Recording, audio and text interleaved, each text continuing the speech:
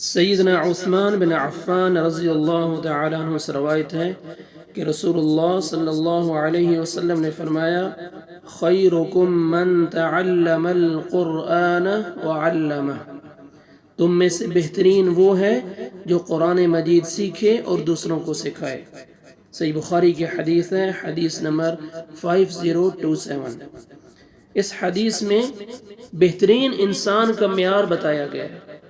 فضیلت کا اصل معیار دنیاوی مال و دولت یا عہدہ نہیں، بلکہ کلام الہی یعنی قرآن مجید کا علم حاصل کرنا اور اسے آگے پھیلانا ہے۔ جو شخص اس مقدس مشن سے جڑتا ہے وہ اللہ سبحانہ و تعالیٰ کے نزدیک سب سے بہتر انسان ہے۔ جو سیکھے یعنی قرآن مجید کو صحیح تلفظ اور تجوید کے ساتھ پڑھنا، اس کے معانی اور اس کے مفاہیم کو سمجھنا اور اس کی تعلیمات کو اپنی زندگی میں اپنانا شامل ہے، اور سکھانا، دوسروں کو قرآن مجید پڑھانا، اس کے احکامات سمجھانا اور اس کی روشنی میں معاشرے کی اصلاح کرنا ہے۔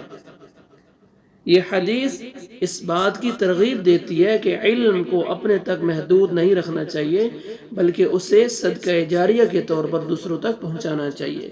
تو سب سے بہترین امت میں سب سے بہترین لوگ وہ ہیں جو قرآن مجید کو سیکھتے ہیں اور دوسروں تک اس کو پہنچاتے ہیں، دوسروں کو سکھاتے ہیں۔ اللہ سبحانہ و تعالی ہمیں قرآن مجید کو سمجھنے، پھر اس پر عمل کرنے اور آگے اس کو دوسروں کو سکھانے کی توفیق عطا فرمائے۔ السلام علیکم ورحمۃ اللہ وبرکاتہ۔